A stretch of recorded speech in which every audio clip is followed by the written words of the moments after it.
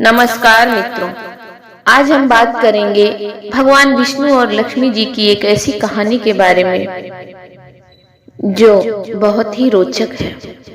दोस्तों, एक बार भगवान विष्णु जी शेषनाग पर बैठे बैठे बोर हो गए और उन्होंने धरती पर घूमने का विचार बनाया।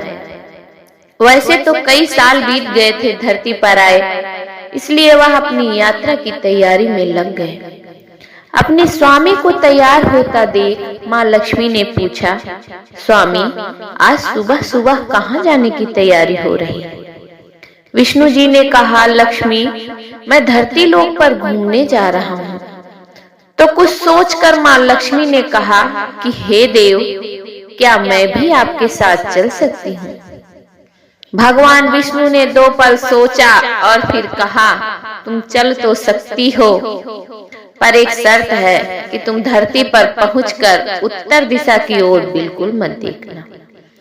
माता लक्ष्मी, जो कि धरती पर जाने के लिए आतुर थी, वो इस बात पर राजी हो गई और कहा कि ठीक है स्वामी, आप जैसा कहते हैं मैं वैसा ही करूंगी, पर आप मुझे ले चलिए। सुबह सुबह माँ लक्ष्मी और भगवान विष्णु धरती पर चले गए। अभी सूर्य देवता भी निकल ही रहे थे। रात को बरसात हुई थी, मौसम बहुत सुहाना था, चारों ओर हरियाली थी, धरती बहुत ही सुंदर दिख रही थी।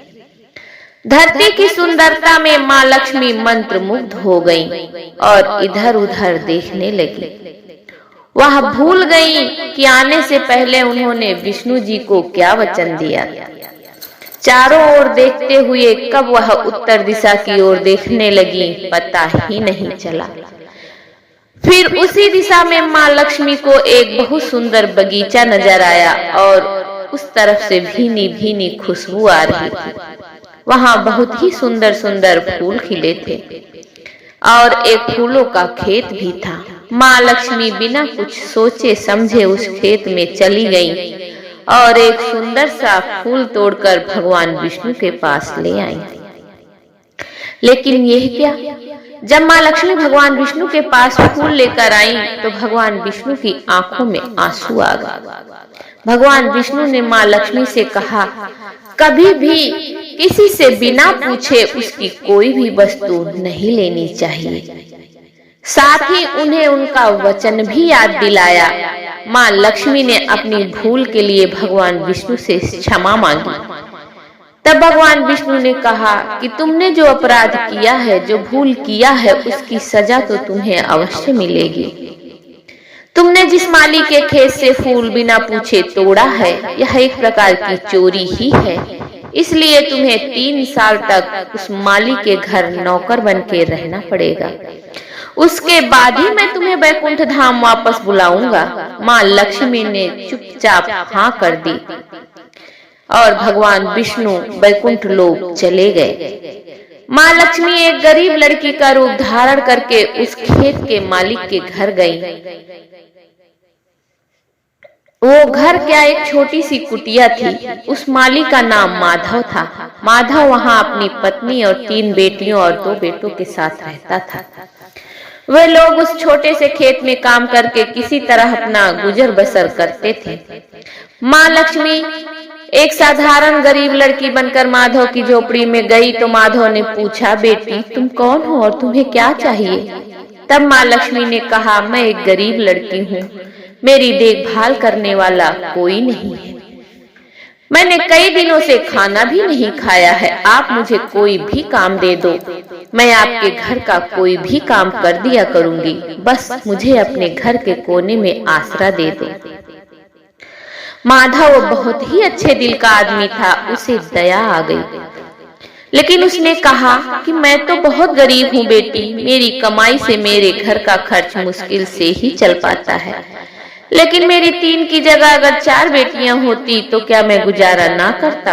इसलिए अगर तुम मेरी बेटी बनकर जैसा रूखा सूखा हम खाते हैं उसमें खुश रह सकती हो तो निसंकोच आ जाओ। माधव ने माँ लक्ष्मी को अपनी झोपड़ी में शरण दे दी। माँ लक्ष्मी के माधव के घर आने के दूसरे दिन से ही माधव को इतनी आमदनी हुई कि उसने शाम तक एक गाय खरीद ली। फिर धीरे धीरे माधव ने काफी जमीन खरीद ली। अब उन सब ने अच्छे कपड़े भी बनवा लिए और बेटियों और बीवी ने गहने भी बनवा लिए और अब माधव के पास एक पक्का मकान भी हो गया था। माधव हमेशा सोचता था कि मुझे यह सब इस लड़की के आने के बाद ही मिला है। इस बेटी के रूप में मेरी किस्मत आ गई।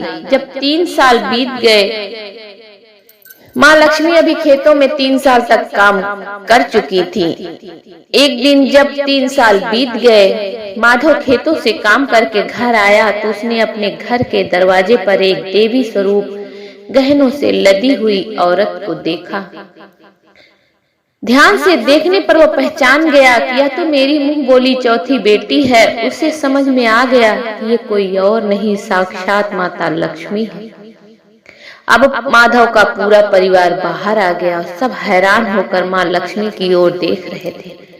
माधव बोला, माँ हमें माफ कर दो, हमने आपसे खेतों में और घर में काम करवाया। यह हमसे कैसा अपराध हो गया, माँ हमें क्षमा कर दो। अब माँ लक्ष्मी मुस्कुराई और बोली, माधव तुम बहुत ही अच्छे और दयालु हो। तुमने मुझे अपनी बेटी की तरह रखा है, अपने परिवार के सदस्य की तरह मुझे प्यार दिया है। इसके बदले में मैं तुम्हें एक वरदान देती हूँ कि तुम्हारे पास कभी भी खुशियों की और धन की कमी नहीं रहेगी। तुम्हें वह हर सुख मिलेगा जिसके तुम हकदार हो। ऐसा कहकर माँ लक्ष्मी भगवान विष्णु द्वारा भेजे गए रथ में बैठकर विष्णु लोक वापस चली गई।